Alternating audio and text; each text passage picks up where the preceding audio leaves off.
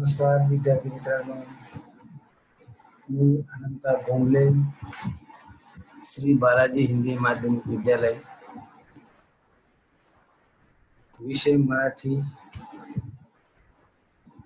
इयत्ता 9वीच्या अक्षर भारती या पुस्तकाचं आपण अध्ययन करत आहोत. त्या पुस्तकातून आपल्याला संत वाणी या तुकारामांच्या अभंगातून भेटी लागी जीवा या अभंगाचा परिचय करून घ्यायचा आहे. त्यामध्ये प्रथम आपण या कवितेचे संत कवी संत तुकाराम यांचा परिचय करून घेऊ. त्यांचं नाव आहे तुकाराम बोलोबा आंबेले. जन्म 1608 ते मृत्यू 1650. त्यांच्या परिचयामध्ये व्यवहार आणि अध्यात्म याची योग्य सांगड घालणारे वारकरी संप्रदायाचे संत कवी आहेत. दांभिकता, दैववाद, अहंकारी वृत्ती, दुराचार इत्यादीचा परखड समाचार त्यांनी आपल्या अभंगातून घेतलेला आहे. प्रेम, नैतिकता, करुणा, सर्वभूती ईश्वर या मूल्यांना प्रमाणभूत मानून आपल्या जीवनाचा आदर्श ते घालून देतात. तो अशा प्रकारे इस तरह से संत कवि उन्होंने व्यवहार और आध्यात्म इन दोनों का कैसे मिलाप होता है वो उन्होंने बताया है. उसके साथ साथ एक वारकरी संप्रदाय के संत कवि रहे हैं. वारकरी में जो शाकाहारी होते हैं उन्हीं लोगों को वारकरी कहते हैं. और दांभिकता, दैवत, अहंकार, वृत्ति, दुराचार इत्यादि परखड़ जो अपने पास जो दांभिकता माने दूसरे को जो कम देखने की जो वृत्ति है, ये देववाद है, आस्तिक है, नास्तिक है. कोई देव भगवान मानता है, कोई नहीं मानता है. दूसरी अहंकारी वृत्ति, अपने कोई वृत्ति अहंकारी होते हैं, हम अपने को खुद अलग सा समझते हैं. ऐसे बहुत सी अहंकार वृत्ति समाज में बड़ी होती हैं. दूसरा दुराचार, दूसरे के प्रति अपने मन में कोई ये नहीं है, अस्पृश्यता, उच्च नीच भेदभाव है. ये सभी अनैतिक वृत्ति का, ये सभी के अवगुणों पर उन्होंने अच्छी तरह से एक अभंग के माध्यम से उन्होंने एक समाज प्रबोधन करने का काम किया है. और ये सभी काम जो है समाज प्रबोधन का वो अपने अभंग के माध्यम से करते हैं. प्रेम, नैतिकता, करुणा व सर्वभूती ईश्वर या मूल्यांना प्रमाणभूत मानून आपल्या प्रापंचिक जीवनाचा आदर्श ते आपल्या अभंगातून घडवून देतात. प्रेम, सभी प्राणी मात्रा पर प्रेम करना चाहिए. नैतिकता अपने पास होनी चाहिए. मूल्य शिक्षण में पढ़ते नैतिकता क्या है. इसके साथ करुणा, दूसरे के प्रति अपने मन में दया उत्पन्न होना. यह सर्वभूति ईश्वर, दुनिया में सब जगहों पर ईश्वर का निवास है, ऐसे उनका कहना है. और ये सभी मूल्य जो है, ये सभी मूल्य हो उदाहरण सहित अभंग के माध्यम से उन्होंने प्रस्तुत किए हैं. ये सभी मूल्यों का तथा प्रापंचिक जीवनाचा आदर्श, प्रापंचिक जीवन, अपने पारंपरिक अपना जो पारिवारिक जीवन है उसमें हम कैसे आदर्श रहेंगे, किस तरह का उनकी भूमिका निभाएंगे, ये भी उन्होंने या अभंग के माध्यम से उन्होंने यहाँ पे इथे मांडलेला आहे. म्हणजेच संत तुकारामाने पूर्ण मानव जातीचा कल्याणाचा, मानवाने कसं राहावं, मनुष्य ने कैसे रहना चाहिए, किस प्रकार नीति होनी चाहिए, वो सभी मानव का जो पूरा अध्ययन है, मनुष्य जीवन का जो वृत्ति का जो अध्ययन है वो उन्होंने अपने अभंग के माध्यम से स्पष्ट केलेले आहे. तो हमें आगे एक उनका एक अभंग, उसमें से एक अभंग लिया गया है. और ये अभंग जो है ये सकल गाथा तो देखिए सकल घाटा खंड दूसरा, श्री संत तुकाराम अभंग गाथा, अभंग क्रमांक 1136। माने उनके कई प्रकार, उन्होंने 16,000 अभंग उन्होंने लिखे हैं। उनमें से एक अभंग है कौन सा कि भेटी लागे लागी जीवा। इस अभंग के माध्यम से संत तुकाराम ने क्या दिया की आपल्या मनातील विठ्ठल भेटीची ओढ समर्पक दृष्टांतातून व्यक्त केलेली आहे कि अपने मन में जो भगवान के प्रति जो ओढ़ है, जो अपने मन में जो इच्छा है या जो उत्कंठता है, ये जो है वो उन्होंने अपने अभंग के थ्रू से व्यक्त की है कि कैसे हम लोग अपने किसी, देखो हम लोग अपने प्रियजन से मिलने के लिए कितने हम लोग एक्साइटेड होते हैं। अपने माँ बाप हो, बहन भाई हो या कोई अपना दोस्त हो, तो ऐसी भावना जो है ये संतों के मन में है और उन्होंने यहाँ पे स्पष्ट की है।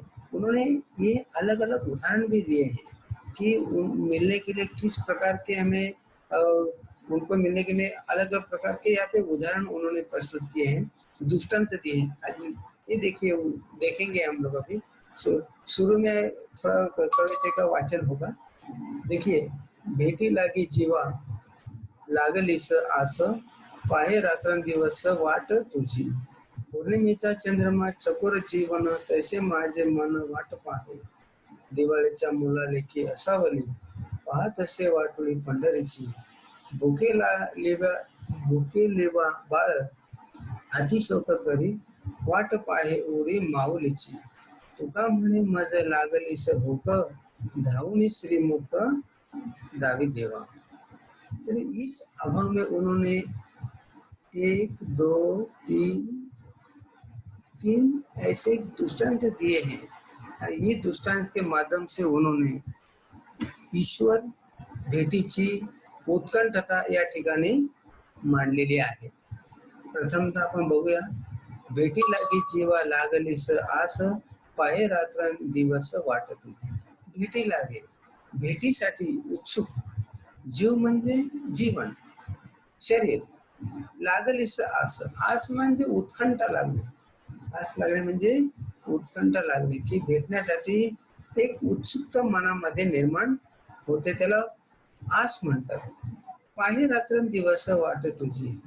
आणि संत तुकाराम या अभंगातून असे म्हणत आहेत की भेटीसाठी मी रात्रंदिवस वाट पाहतो तुझी। वाट पाहणे म्हणजे राह देखना, रास्ता देखना, पाहे माने देखना, रात्रंदिवस में रात देखना कि मुझे मेरे गुरु को श्री विठ्ठल श्री पांडुरंग को मिलने के लिए मेरे मन में एक आस निर्माण हो गई है, एक आशा निर्माण हो गई है और ये आशा ऐसी निर्माण हुई कि उसके लिए मैं रात्रंदिवस में राह देख रहा हूँ कि कब मैं मेरे गुरु को मिलूंगा, विठ्ठलाला मिलना, विठ्ठला भेटू। मेरा जो कहना है, मेरे मन में जो बातें हैं मैं उनसे बात करूँ, मैं उनसे कुछ मन की बात कहूँ। ये शब्द इसके लिए जो श्री तुकाराम है वो विठ्ठलाची वाट बघत आहेत, रात्रंदिवस वाट बघत आहेत। पुढे बघूया, पौर्णिमेचा चंद्रमा चकोर जीवन, तैसे माझे मन वाट पाहे। और ये संत तुकाराम ने भगवान की या विठ्ठलाची वाट बघण्यासाठी या ठिकाणी एक दृष्टांत दिलेला आहे। दृष्टांत माने एक उदाहरण दिया, जैसे हम लोग किसी बात को हम लोग खरी उतारने के लिए या कुछ बात का हम लोग स्पष्टीकरण देने के लिए हम लोग क्या करते हैं, कोई उदाहरण देते हैं ना, ऐसे उदाहरण उन्होंने यहाँ पे दिया है। जैसे देखिए, पौर्णिमेचा चंद्रमा चकोर जीवन, तैसे माझे मन वाट पाहे। पौर्णिमेचा चंद्रमा, पूनम, पौर्णिमा म्हणजे पूनम, चंद्रमा चांद, चकोर जीवन, चकोर नामक एक पक्षी है। देखिए कि चकोर नामक एक पक्षी है और ये पक्षी की एक खास बात है, खास एक विशेषता ये है कि वो पक्षी सिर्फ पूर्णिमा के दिन जहाँ पे चंद्रमा का प्रकाश पूरा धरती पर गिर जाता है, तब वो पक्षी आकाश में विहार करने के लिए वो पक्षी आकाश में क्या करता है, उड़ता है और भ्रमण करता है। तो इस तरह से, और ये भ्रमण करने का, उसको विहार, आकाश में विहार करने का जो मौका है उसको महीने में एक बार आता है, लेकिन वो एक दिन के लिए, वो एक महीना वो क्या करता है, राह देखता है, राह देखता है। उसके मन में उत्कंठता वो आती है, उसके मन में एक्साइटमेंट आती है कि कब पूर्णिमा आएगी, कब मैं आकाश में उड़ूंगा। तो इस तरह से पौर्णिमेच्या चंद्रमा चकोर जीवन की पौर्णिमेच्या चंद्र जे चकोर पक्षीचे जीवन आहे, तो पौर्णिमेच्या चंद्राच्या प्रकाशावर त्याचे तो आपलं वाट बघत असतो की कधीच पौर्णिमेच्या चंद्राचा प्रकाश पडेल आणि मी आकाशामध्ये भरारी घेईन, उंच उडेन, अशी प्रकारची उत्सुकता त्याच्या मनामध्ये असते. म्हणजे पौर्णिमा येईपर्यंत तो वाट बघत असतो. तशाच प्रकारचे हेच उदाहरण संत तुकारामाने स्वतःसाठी घेतलेलं आहे कि खुद के लिए लिया है कि मैं भी चंद्रमा, मैं चकोर पक्षी हूँ और मैं भी पूर्णिमा की राह देख रहा हूँ. पूर्णिमा माने श्री विठ्ठल की, श्री विठ्ठलला भेटण्यासाठी मैं चकोर जीवन जैसा हूँ कि मैं भी राह देख रहा हूँ कि कब मुझे मेरे विठ्ठल, मेरे गुरु मुझे मिलेंगे. तो उसी प्रकार चंद्रमा का चकोर जीवन, ये पक्षी का, ये पूर्णिमा का उदाहरण, चकोर पक्षीचं उदाहरण या ठिकाणी घेतलेलं आहे, दृष्टांत आहे. दुसरा दृष्टांत बघा की दिवाळीच्या मुला लेखी असावले, पाहत असे वाटोले पंढरीचे. दिवाळीच्या मुला, की महाराष्ट्रामध्ये किंवा भारतामध्ये अनेक प्रकारचे उत्सव आपण साजरे करतो. दिवाळी हा सुद्धा एक खूप मोठा उत्सव आहे आणि महाराष्ट्रामध्ये दिवाळीचा उत्सव मोठ्या प्रमाणात साजरा करतो. आपण महाराष्ट्रात राहतो, आपल्याला माहिती आहे. तर नवीन जिसकी शादी होती है लड़कियों की पहली साल में, तो वो शादी में एक विशेषता होती है, एक परंपरा है महाराष्ट्र में कि जब पहली शादी होती है तो पहले साल में उस लड़की की जो दिवाली का त्योहार है, दिवाली का त्योहार जो है वो अपने मैके में मनाती है. और इसीलिए वो मैके मनाने, देखो मैके जो जिसका शादी हुआ है उनको मैके का महत्व क्या है वो वही जाने. तो इसलिए वो दिवाळीच्या सणातला वो लेखी म्हणजे मुलगी, आसावली म्हणजे वाट बघणे, आतुरतेने वाट बघणे. मुला म्हणजे मुलारी, जो मुलीला, लड़की को जो लाने के लिए एक व्यक्ति जाता है ससुराल में, उसको मुलारी बोलते हैं, मुलहारी बोलते हैं, इसलिए मुला बोलते हैं. मुला ये शब्द यहाँ पे आया है कि पाहत से वाटुली पंढरीची. ज्याप्रमाणे, जिस तरह से दिवाली के त्योहार मनाने के लिए जिस प्रकार एक नई लड़की दुल्हन मैके जाने के लिए जिस तरह के वो मुलारे की जो राह दिखती है, उसी तरह का जो अनुभव है, उसी तरह की अवस्था है, ये मेरी हुई है. ऐसे संत तुकाराम कहते हैं. पाहत असे वाटुली पंढरीची, इसमें दिया है. पाहत असे म्हणजे देखना, वाटुली म्हणजे वाट बघणे, राह देखना, पंढरीची म्हणजे पंढरपूरची.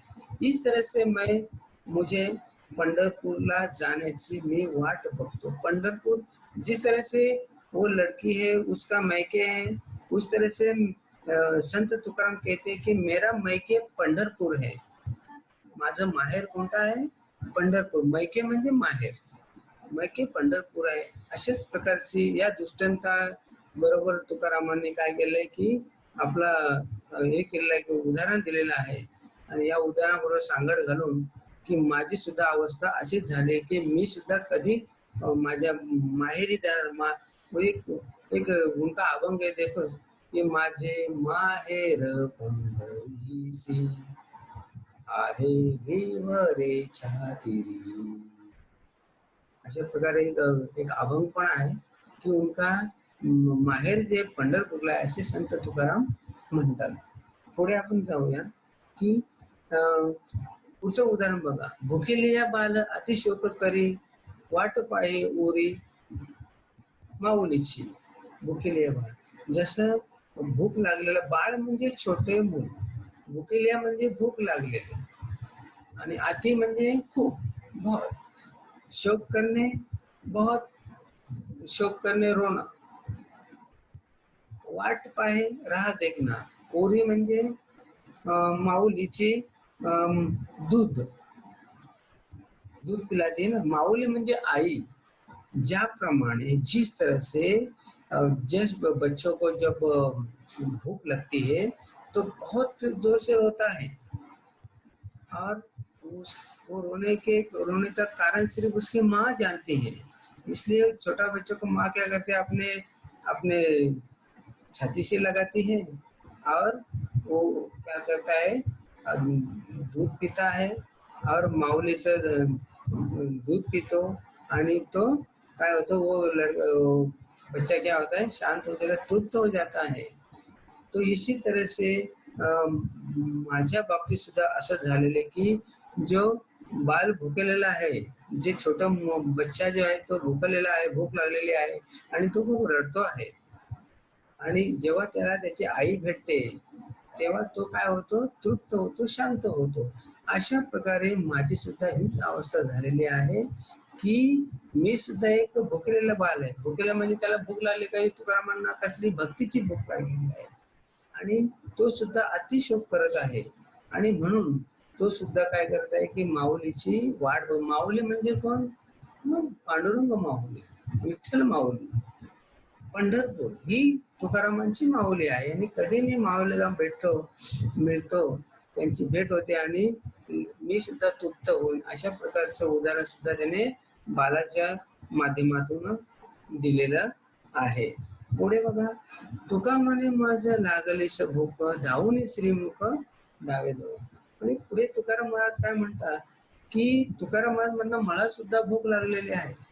कोणती भूक लागलेली आहे की श्री विठ्ठलाला भेटण्याची, आपल्या गुरुला भेटण्याची मला भूक लागलेली आहे, की असं वाटतं की धावत धावत जावं, आणि धावत धावत जाऊन श्री देवाचं, विठ्ठलाचं, तिच्या गुरुचं श्रीमुख बघावं, श्रीमुख बघावं, श्रीमुख दाखव देवा, म्हणजे आपका रूप दिखाओ, आपकी मूर्ति दिखाओ, आपकी प्रतिमा दिखाओ. इस तरह से तुकाराम महाराजांना भूक लागलेली आहे. मज म्हणजे मला, तुका म्हणे, तुकाराम महाराज बोलते हैं, लागले से भूख, मुझे भूख लगी है. कैसे, दौड़ के जाओ, ऐसा लग रहा है की दौड़ के जाओ, धावत जाऊन. श्रीमुख म्हणजे श्री विठ्ठल, श्रीमुख म्हणजे श्री विठ्ठल, पांडुरंग, आणि पांडुरंग मला तुझं दर्शन दे, तू मुख दाखव. अशा प्रकारे तुकाराम महाराजांनी आपल्या या अभंगातून विठ्ठल तुकारामांनी आपल्या मनातील विठ्ठलाच्या भेटीची जी ओढ जी आहे ते अनेक प्रकारचे समर्पक उदाहरण देऊन येथे स्पष्ट केलेले आहे. कविता आपली इकडे संपलेली आहे. पुढे आपण स्वाध्यायाकडे बोलूया. स्वाध्याय की तरफ जाएंगे. यहाँ पे पहला प्रश्न देखो, कोष्टक पूर्ण करा. क्रमांक दिए, वाट बघणारा, कोणाची वाट बघतो, वाट बघण्याचे कारण, चकोर पक्षी, वाट बघणार चकोर पक्षी, कोणाची वाट बघतो ते लिहायचं, वाट बघण्याचे कारण हे लिहिलेलं आहे. अशा प्रकारे कोष्टक पूर्ण करायचं आहे. पुढे बघा, आगे देखिए की प्रश्न दुसरा, योग्य अर्थ शोधा. या ठिकाणी एक ओळ दिलेले आहे, त्याला 4 असे पर्याय दिले, त्याचा योग्य पर्याय आपल्याला लिहायचा आहे. पुढे जाऊया आपण. आणि भावार्थाचे प्रश्न आहे, त्याच्यामध्ये अ, आ, इ असे 3 प्रश्न आहेत. त्याच्यामधला पहिला प्रश्न बघा, संत तुकारामांनी पांडुरंगांच्या भेटीबाबत दिलेल्या दृष्टांतातील तुम्हाला आवडलेल्या ओळीचा दृष्टांत लिहा. त्यामध्ये काय दिलेलं आहे की संत तुकारामांनी, की संत तुकारामांनी आपल्या या ठिकाणी आपण अनेक काही दृष्टांत बघितलेले आहेत, उदाहरण बघितले आहेत. तर तुम्हाला त्यामधले कोणता उदाहरण दृष्टांत आवडलेला आहे, कोणचा दुसरा तुम्ही पसंत आहे भुकेले बालाचा आहे, दिवाळीचा आहे, चकोर पक्षाचा आहे, यापैकी कोणता उदाहरण आवडलं ते स्पष्ट करून तुम्हाला उत्तर लिहायचे आहे. पुढे बघा की बघा चकोराच्या दृष्टांतातून संत तुकाराम काय सिद्ध करू इच्छितात ते तुमच्या शब्दात द्या. पुढे असं दिलं की चकोर पक्षाचं जे उदाहरण संत तुकारामांनी दिलेलं आहे त्याच्यामध्ये उन्होंने वो क्या सिद्ध करना चाहते हैं वो अपने शब्द में लिखो, उनको क्या कहना है. चकोर पक्षी के दृष्टांत दिए है ना, उसे उनको क्या कहना है वो अपने शब्दों में लिखना है. इसके बाद में तीसरा जो प्रश्न है ये तुम्हारे अपने जीवन में देखो, ये प्रश्न अलग सा है. ये अपने जो हमने ये किया है ना शिके उसके कारण अपने से रिलेटेड एक उदाहरण आहे. तुम्ही तुमच्या जवळच्या मित्र मैत्रिणीच्या भेटीला आसुरलेले आहात हे सांगण्यासाठी एखादा दृष्टांत वापरा आणि तो स्पष्ट करा. आप अपने नजदीक का कोई मित्र हो या मैत्रीण हो उनके भेंट करने के लिए आप भी क्या हुए थोड़े उत्कंठ एक्साइटेड हुए हैं ये सांगण्यासाठी एक उदाहरण दिया. जैसे हम लोग देखो अभी कोविड-19 का जो समय चल रहा है, अरे ऐसे लॉकडाउन के समय में हम लोग जो है कि एक दूसरे से दूर है अपने माँ बाप से. कई लोग अपने माँ बाप से मौसी जो फ्रेंड दोस्त है उनसे दूर हैं. और ऐसे भी अपने मन में भी ऐसी कोई इच्छा आती है कि काश, या कोई आप देखो अपना स्कूल भी आज अभी बंद है और ऐसे तरह से भी हमें अपने मन में कुछ इच्छा प्रकट हो काश मैं अपने शिक्षक गणों से मिलूं, अपने गुरु से मिलूं या अपने दोस्त है उनसे मिलूं.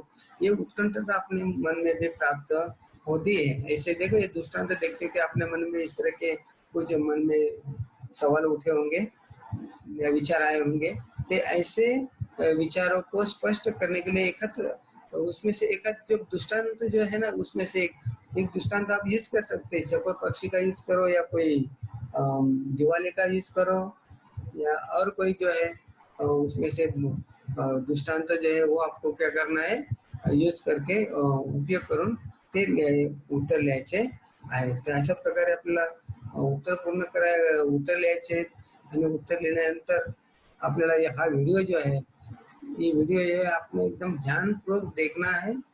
और उसके जो प्रश्न को अभी यहाँ पे मैंने थोड़ा सा उसके बारे में थोड़ा रिवीजन किया है वो देख के अच्छी तरह से उसके उत्तर लिख के फोटो कॉपी भेजना है. और फोटो कॉपी भेज के व्हाट्सएप पे भेजना है. और अपना जो इसके आगे का जो पार्ट है वो बाद में भेजा जाएगा. ठीक है, यहाँ रुकेंगे. नमस्ते, टेक केयर, घर पे रहो, सुरक्षित रहो.